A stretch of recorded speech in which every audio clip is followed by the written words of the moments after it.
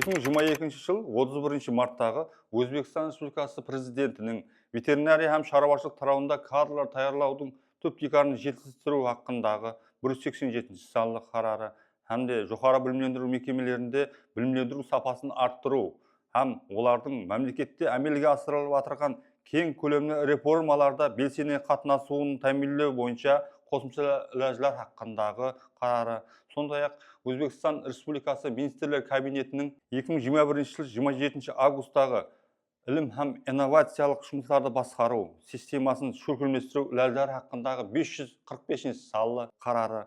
2017 жыл 22 майдағы жоғары оқу орнынан кейінгі білімдендіру системасын бұндан былай да жетілдіру хақындағы 304 санлы қарары һәмде жоғары ортаңдаулы білімдендіру министрлігінің 2019 жыл 26 июндағы 572 санлы бұйрығымен тасdiqlanған докторантлар мектебі хақындағы ереженің орындалуын тәмінлеу бойынша филиалда ilmiy зерттеу жұмыстары, ilmiy һәм ilmiy педагог кадрлар даярлау, орындалып жатырған ilmiy техникалық бағдарламалар, қожалық шартнамалары, зерек студенттердің ilmiy дөретушілік жұмыстарын шүркілестіру бағдарында ережелі жұмыстар алып барылмақта. Филиалда 2024 25 оқу жылында жамы 58 профессор оқытушылар ilmiy педагог іскерлігін алып бармақта.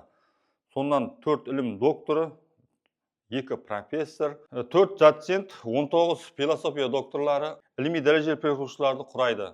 Ілім докторларының орташа жасы 49 жасты құрайды, ілім кандидаттарының жасы 52 жасты, философия докторларының жасы 30 жасты құрайды. Қазіргі уақытта ilmiy потенциалы 46% құрайды. Ілім зерттеу жұмыстарының нәтижелігі бойынша 2024 жылда халықаралық Scopus базаларына кіретұғын журналларда 15 мақалалар шығарылған болса, баспадан шығарылған болса, 2025 жылдың май айлаты бойынша 7 ilmiy мақалалар Scopus базасында индексленетін журналларда баспадан шығарылды.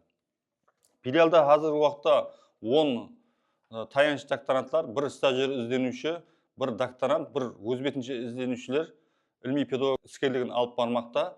2025 жыл май айында Ерназар Данияр 16.0004 ветеринария фармакологиясы, токсикологиясы, ветеринария санитариясы, экологиясы, зоогигиенасы, ветеринария санитария экспертизасы қанегелігі бойынша Қарақалпақстан Республикасы шариғатында ұшырасатұғын қарамалылардың бармақлар аралық дерматитлерін фармакотерапиясы атамасы бойынша ветеринария ілімдері бойынша философия докторы ilmiy дәрежесін табысты қорғады.